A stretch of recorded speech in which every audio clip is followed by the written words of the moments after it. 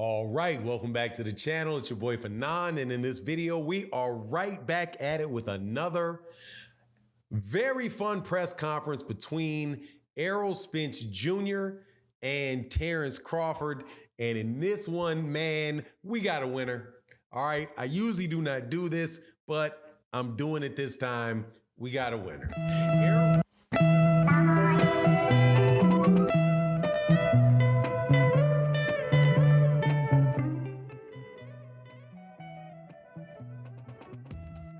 Errol Spence Jr.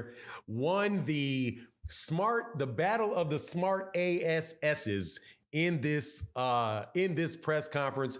Also verified something that I thought took place yesterday, but it definitely took place today, or at least we saw it today, and that is the size difference between the two, Errol Spence and Terence Crawford. Now, before I get into it, though, let me welcome you back to the channel. If you are new to the channel, please accept my invitation to hit the subscribe button, hit the bell icon so you can be notified of when we release more videos.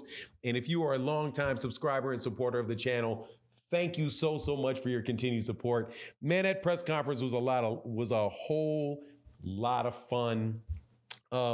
Errol and Terence had their second press conference. This one was now in New York City. And my understanding was that they streamed the press conference in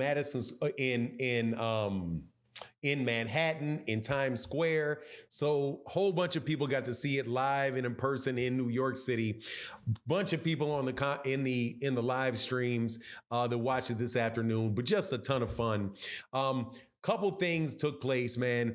They, just like with the press conference that took place with Ryan Garcia and Gervonta Davis, the first and the second one, what I thought was going to happen in this particular one happened. Each guy was more prepared for what the other person was going to say. And now that it was the second press conference, if you recall correctly, Ryan Garcia knew and had a lot quicker, quick insults ready for Gervonta Davis in the second one, where he really didn't have it in the first. In this one, it's basically was Errol Spence Jr., though, that knew what Terence Crawford was going to say and was the person that was a little bit more funny and being able to crack the jokes and kind of winning the battle of the jabberjaw battle between the two of them, right? Terence Crawford comes with the same line that he said yesterday, that I'm going to hook you in, reel you, and we're going to gut you. And then Errol Spence Jr. comes out and says, hey, man, you can't reel in. How are you going to reel in a shark? How are you going to reel in a whale? All kind of conversation, jokes about Moby Dick, and Terence Crawford stuck with the fillet of fish metaphor. All that stuff was really, really good fun, man. Errol probably got, I think, more laughs out of it. Was a little bit more ready for, the changing, the interchange than Terence Crawford was. But honestly, man, that's not a big surprise, because Terence Crawford, in my opinion, from what I can see, is more of an introverted guy. And, it's just kind of not necessarily somebody that is going to, there's really going to do a lot of that. But that doesn't have anything to do with what is going to actually take place in the ring. Now, something else took place, which was the one thing that I noticed out of the press conference was the size of the two fighters. Yesterday, I did a video where I was like, look, man, one guy is bigger than the other guy.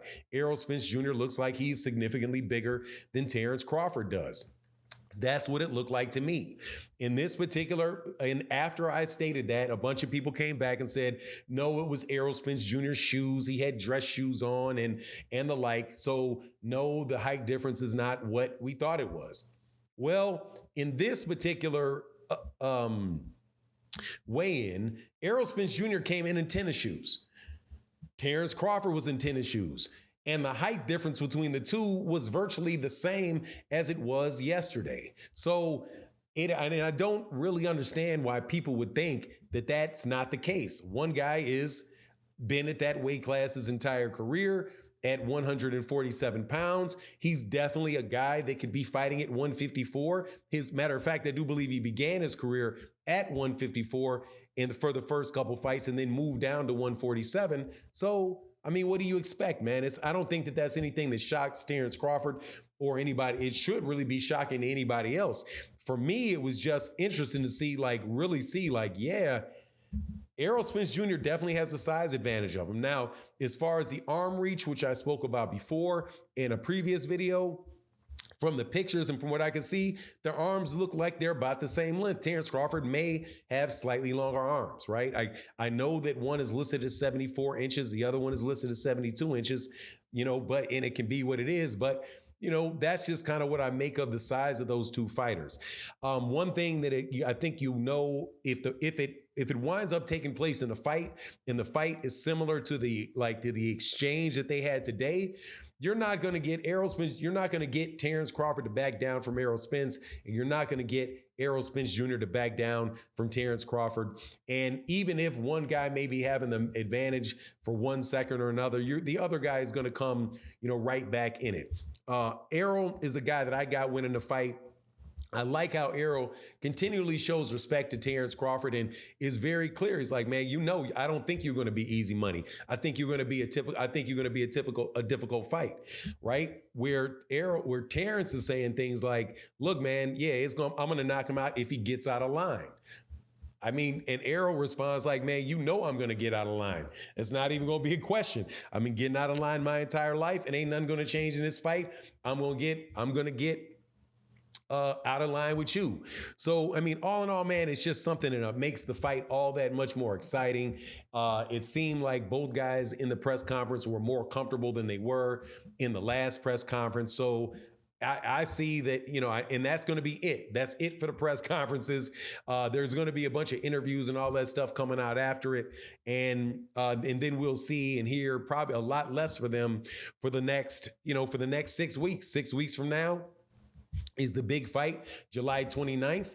One thing that I definitely love that Errol Spence Jr. did and Terence Crawford both did in this conversation was to tell people to support the fight.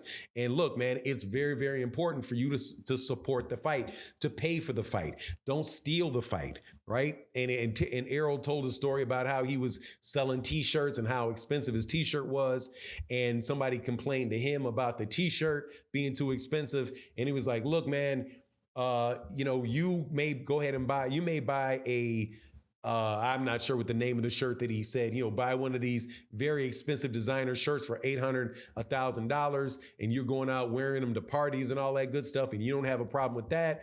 But, the people that are making those shirts, those Louis Vuitton shirts and all that, wouldn't give you the time of day, right? So boxers are out there losing brain cells, doing all this different type of stuff, risking their lives, and the least you can do is not steal the fight. And I agree 100% with that. Terence Crawford said the same thing. Both definitely out there pitching the fight, trying to get people to sell the fight, and I love how they did it. Anyway, it is what it is. That's my take on the matter. You let me know what you think in the comment section. And with that, I'm out. Peace.